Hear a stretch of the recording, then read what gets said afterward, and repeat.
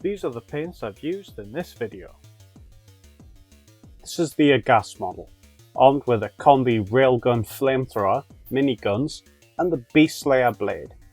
Since I'll be painting this with light colours, I primed the model grey.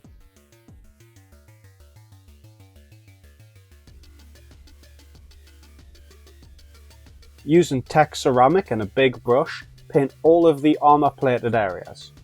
Give it time to dry before painting another coat over it. We want to have a good strong colour to work from.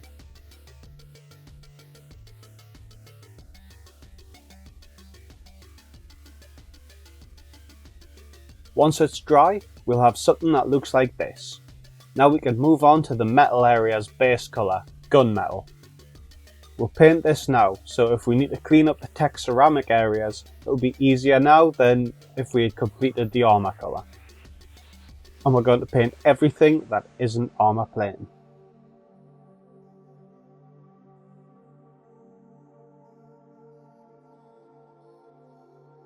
With Sienna Wash, thinned down with glaze medium, we'll line in all of the panel lines and dots. This will help to break up the large armour areas and give some visual interest. The glaze medium helps to thin the wash down but maintains a stronger colour than you would by using thin and medium with the wash. I was really impressed with it.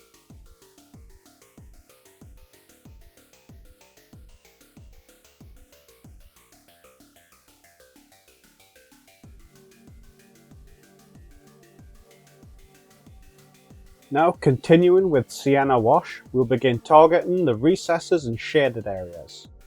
Focus on where the armour panels meet and overlap, and also where the curves are. The glaze medium we used with it will allow us to build up layers of the wash so we get a smooth transition into the shaded areas.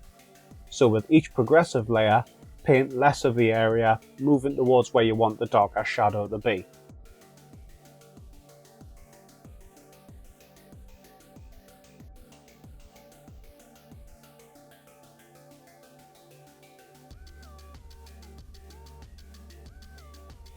On what I'm going to call the head, there are some small nodes which we want to have the wash around, so we get a nice border for them. And the head is a nice curved piece, so we'll emphasise that with the shading, and the same with the shoulder pads.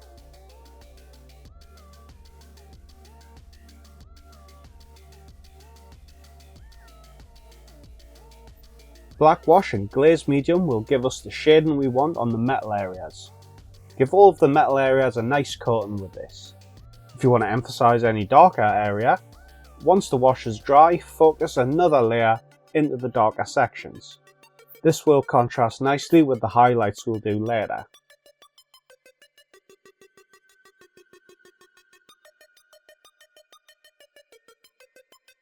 Once the washes are all dry, we'll re-establish the armour plating with Tech Ceramic again. If you think you've brought the shading a little too high, this is a good time to bring that base colour back. And on the heavy curved areas like the shoulder pads, I bring the base colour back a lot to emphasise that curve. Using gunmetal, we'll re-establish that base colour on the metal too. This will bring some of that metallic shine back that the wash dulled down.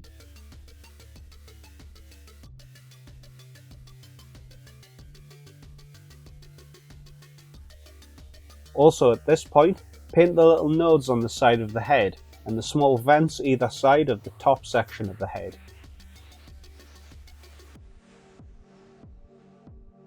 Using a 50-50 mix of Tech Ceramic and Crypt Bone, thin slightly with thinning medium, we'll begin to create our highlights on the armour panels. On the legs, I bring the paint towards the middle of the armour, as it's curved around the leg. This would be where the light is catching. On the head and shoulder pads, I paint towards the top of the areas. For the top highlights, using thinned Crypt Bone, we can target the hard lines and the highest points of the armour.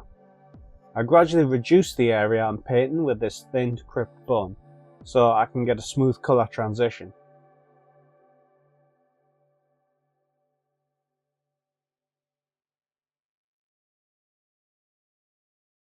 On the, for lack of a better word, groin armour, I paint the top section towards the middle, then on the lower section I give it a nice straight line down the middle because there's a slight edge running down it. Using Supernova Chrome we can highlight the metal areas. This silver paint is super bright with a very strong pigment and I love it. It's perfect for highlighting. On the Beastslayer Blade I paint the tip of the blade where the light is catching it. I also give it some angled stripes partway down the blade and along the hard edges. I don't use a lot of it on the blade. It doesn't look as impressive if you overdo it. I also try to keep the stripe bits of the light away from the stripe on the next angle of the blade, if that makes sense. That gives the visual effect that it's all different planes catching the light, whereas if they were connected, it kind of looks as if they're curved. Take your time and build this up, and I'm sure you'll think it looks great.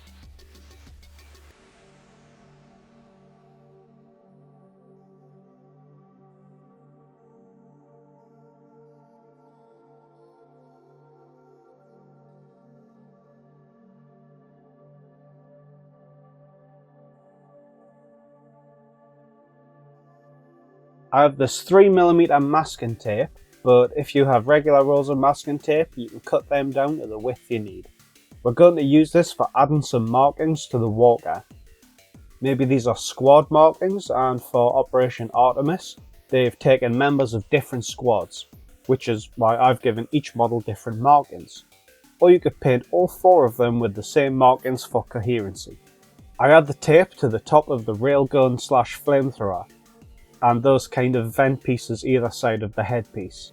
I use the dots and indentations as a guide for adding the tape.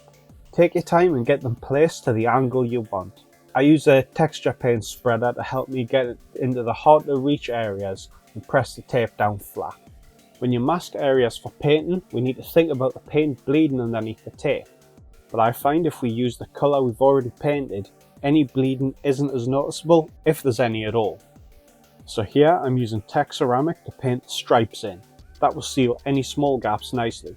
Once that's dry, take some orange gin and paint the areas we want the markings.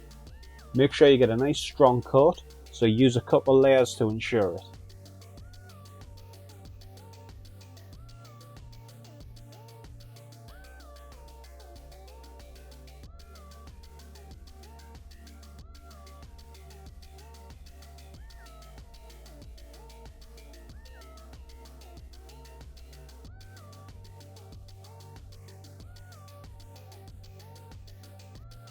Add a highlight to the markings using Boo Yeah Orange.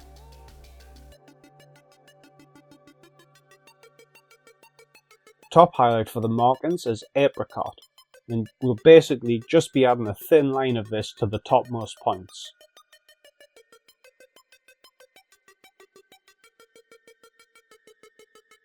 While that's drying, we'll use Capo Red to paint the lenses on the miniguns, under the headpiece, and on the sight above the weapon barrel.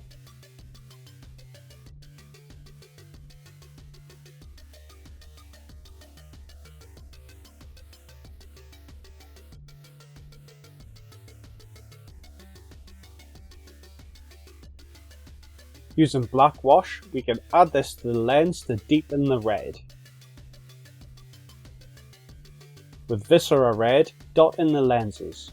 I look at the top right for these where the light is coming from.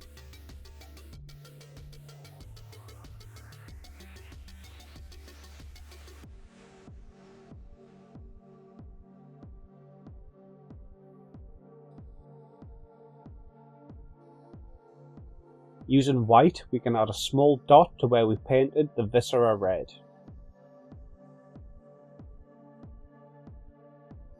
Now we can remove the masking tape.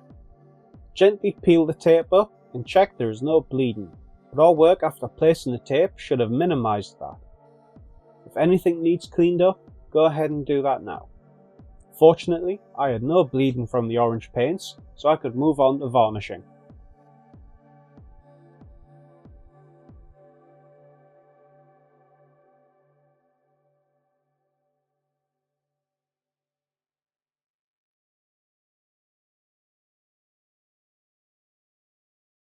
Using matte varnish, varnish the armour plating. This will give the armour a nice effect and also enhances the blending somehow.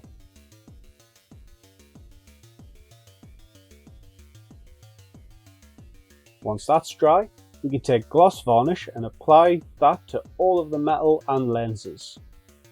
Gloss varnish really brings out that beautiful supernova chrome paint too. Using the method in this video, you can paint all 4 of your PHR Walkers for Dropzone Commander Operation Artemis.